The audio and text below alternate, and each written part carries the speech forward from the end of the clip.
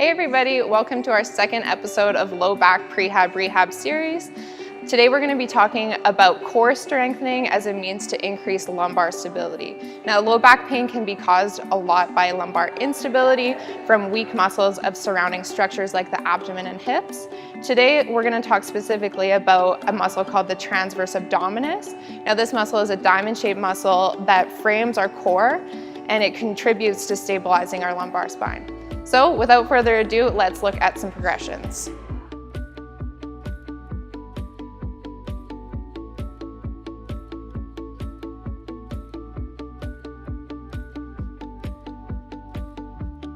All right, so what we're gonna try and do here is learn how to first activate our transverse abdominis or our TVA, and then we're gonna learn how to strengthen it and use it during different positions and different movements. So a good way to visualize it is to think about contracting kind of a corset around your abdomen. The best position to learn how to do this in is actually laying down in a position called crook laying. So I'll show that to you in a second. What we're gonna do is we're gonna find neutral spine, and then we're gonna try and feel our TVA active in that position before we move on. So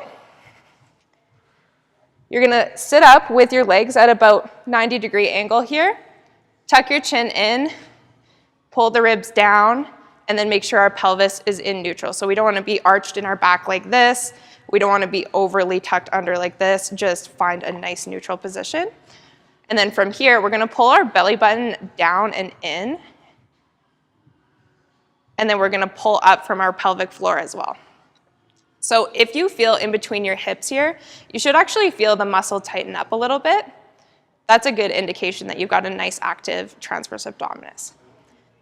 So once you find that position and you're comfortable with activating, whether it's very difficult for you or very easy, what you want to do is gradually increase the amount of time that you can hold that contraction for until you can very easily do it for maybe 20 to 30 seconds. Once you can do that 10 times in a row with very little effort, then you're ready for our next progression. So our next progression is going to be involving a little bit of movement.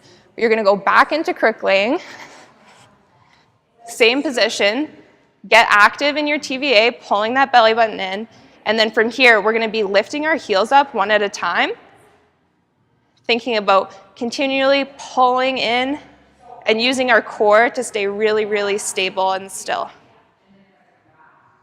You can use your hands as a cue to feel if you're actually active. And I definitely recommend that. That's a good idea. This one, same thing. Once you can do 10 repetitions or so without too much difficulty, then you can move into our next kind of step here. So this can be progressed into a dead bug, which looks like this, where you start with your legs up, lift your legs up one at a time, same thing, staying really, really still, pulling in, and then dropping our legs one at a time.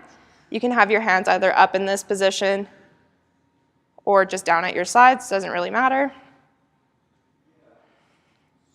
Make sure that you're not moving at all through your spine or through your rib cage. All right, let's end that right there, and then we're gonna look at our second step.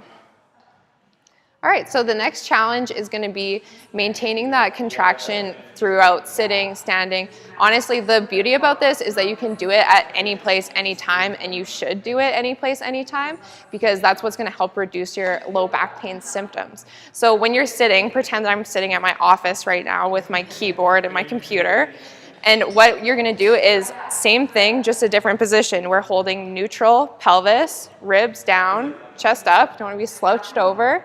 And then we're just gonna pull our belly button into spine, pull up from the pelvic floor.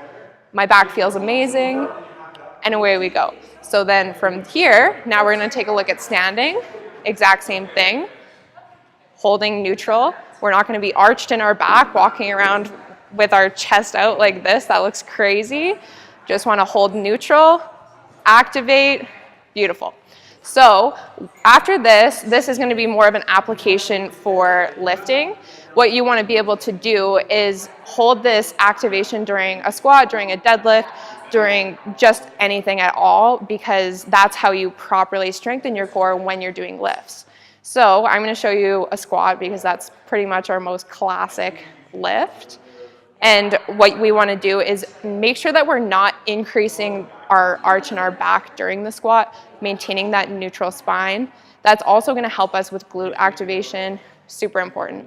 So all it's going to look like is this. You can see I'm maintaining neutral. I'm not going so far that I'm arching my back downwards, and I'm not overly arching my back this way, just holding that nice tight core activation.